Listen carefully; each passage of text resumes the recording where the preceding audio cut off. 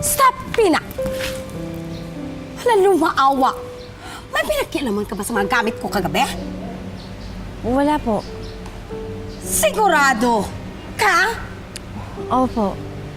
Sige po, ibibigay ko na po yung breakfast ni Ate Lucille.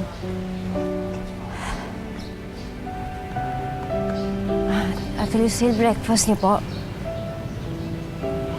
Hindi ako humingi ng breakfast sa'yo. Gusto ko sana makipag-usap sa'yo, Ate Lucille. Yung tungkol sa nangyari kahapon. Hindi po ako gagawa ng isang bagay na makakasakit sa inyo. At hindi naman din ako nakikipag-ugnayan kay Lyndon.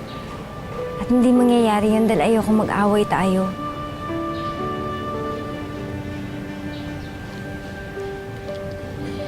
Fina, kaya siya hodang may ginawa ka o wala, doesn't change the fact na ikaw pa rin ang dahilan kung bakit ako iniwan ni Lyndon. At sa tuwing makikita kita, kukulo ang dugo ko. Dahil maaalala ko kung paano ako binasura ni Lyndon. Gusto ko lang po na maging maayos tayo eh.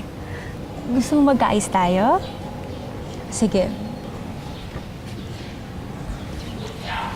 Oo. Kainin mo. Ubusin mo yan, ha? Kung gusto mo talaga magkaayos tayo, ubusin mo.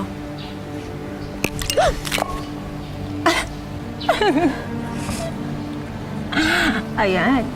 At least ngayon, napatawa mo na ako. Pero,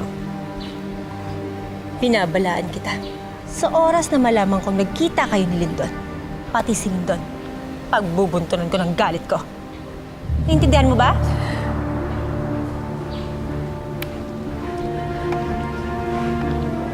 Linisan mo yan.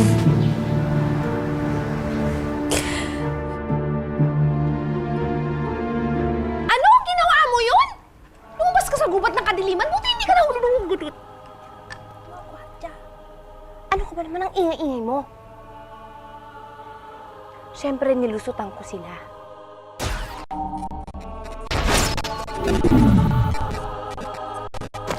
Ano ginawa mo dun?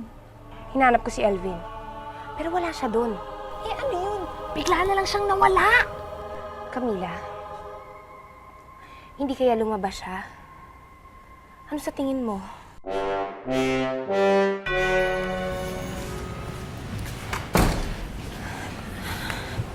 Sige, ako na magpapatuloy magpakain sa kanya. Sige, liligpit ko lang yung tulugan niya, ha? Sige. Tay, gagaling na po kayo. Makakalakad na po kayo ulit. Nahanap ko na kasi yung gagamot sa inyo.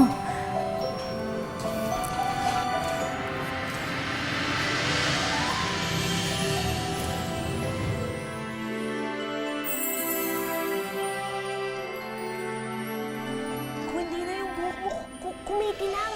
Tapos, pumupula.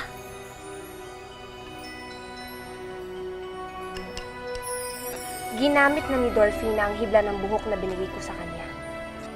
Ang hindi niya alam, may kasamang sumpa ang hibla ng buhok sa kanya.